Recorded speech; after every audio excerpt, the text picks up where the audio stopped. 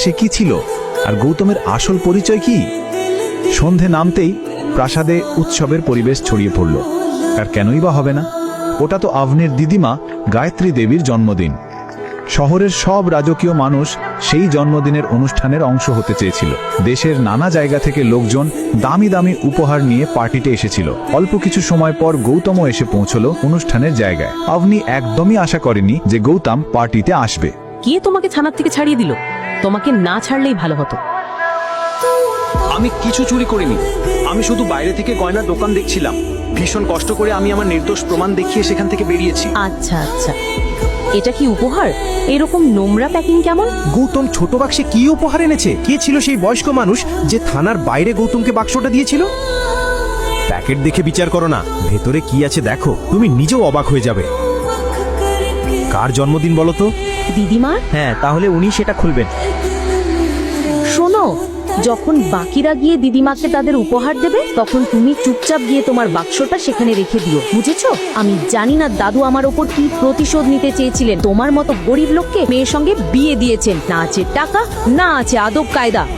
গৌতম কিছু ভাবার আগেই কেউ একজন পার্টি হলে দিদিমার দিকে এগোতে লাগলো উপহার বাক্স নিয়ে। সেই সুন্দরী মেয়ের মুখে ছিল এক মিষ্টি হাসি। তাকে দেখে আভনির মুখ ফ্যাকাশে হয়ে গেল। উপহারের বাক্স থেকে বেরোলো এক অত্যন্ত সুন্দর ও ঝলমলে নেকলেস। যে মেয়েটি উপহার দিয়েছিল সে আর কেউ নয়, আভনির কাজিন শানায়া। আমি আমার ৭৫ বছরের জীবনে এমন ঝলমলে হিরে কখনো দেখিনি। তুমি এই বাড়ির অন্য মেয়েদের মতো নও, তুমি বুদ্ধিমতী এবং চতুর। যাই হোক, এই হীরের নেকলেস নিশ্চয়ই অনেক দামি। কিন্তু গৌতমের কথার মধ্যে থাকা কটাক্ষ শানায়া বুঝতে পারল না। সে গর্ব করে পেন্ডেন্টের দাম জোরে বলল, যাতে সবাই শোনে। হ্যাঁ, ১.৫ কোটি টাকা। ১.৫ কোটি টাকা? মানে যে লোকটা শানায়াকে এই হীরেটা বিক্রি করেছে সে তার থেকেও বেশি বুদ্ধিমান। ৫ লাখ টাকার হীরে ১.৫ কোটিতে বিক্রি করলো। যাই হোক, যাদের পকেটে ৫০০ টাকা থাকে তারাই আবার কবে থেকে কোটি টাকার জ্ঞান দিতে শুরু করেছে? গায়ত্রীজি রেগে গিয়ে বললেন, তুমি কি এই পার্টি নষ্ট করতে এসেছো? তুমি একেবারেই অকাজের। ইচ্ছে করে আমার নাতনিকে অপমান করছো নেকলেসের ভুল দাম বলে। গ্র্যান্ডমা, আপনি কি আমাকে বিশ্বাস করছেন না? তাহলে মিস্টার পারিককে জিজ্ঞেস করুন, ইনি রাজস্থানের সবচেয়ে বড় হিরে ব্যবসায়ী। প্লিজ। গায়ত্রী দেবী অনিচ্ছা সত্ত্বেও মিস্টার পারিকের হাতে নেকলেসটা তদন্তের জন্য দিলেন। তিনি হীরের নেকলেসটা নিয়ে পরীক্ষা করলেন।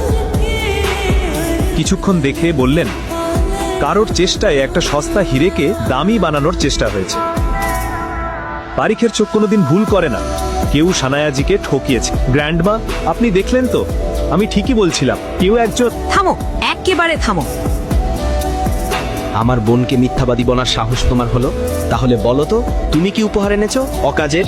গৌতম ২ বছর ধরে অপমান সহ্য করতে করতে ক্লান্ত হয়ে পড়েছিল। সে আভনির খারাপ ব্যবহার উপেক্ষা করেছিল, কিন্তু আজ প্রকাশ্যে অপমান সহ্য করতে পারল না। সে নিজের উপহারের বাক্সটা হাতে নিল এবং গায়ত্রী দেবীর দিকে এগোল। এটা কি সস্তার উপহার? সোমবাজার থেকে আনা আমার গ্র্যান্ডমার জন্য? যথেষ্ট। আজ থেকে আগারওয়াল পরিবার এবং আগারওয়াল পরিবারের কোনো সদস্যের আমার কাছে কোনো মানে নেই। তোমরা ২ বছর ধরে বেঁধে রেখেছিলে, সে এখন চলে যাচ্ছে। কিন্তু মনে রেখো, একদিন গায়ত্রী দেবী নিজেই আমাকে ফিরিয়ে আনতে ক্ষমা চাইতে বাধ্য হবে। Happy birthday grandma.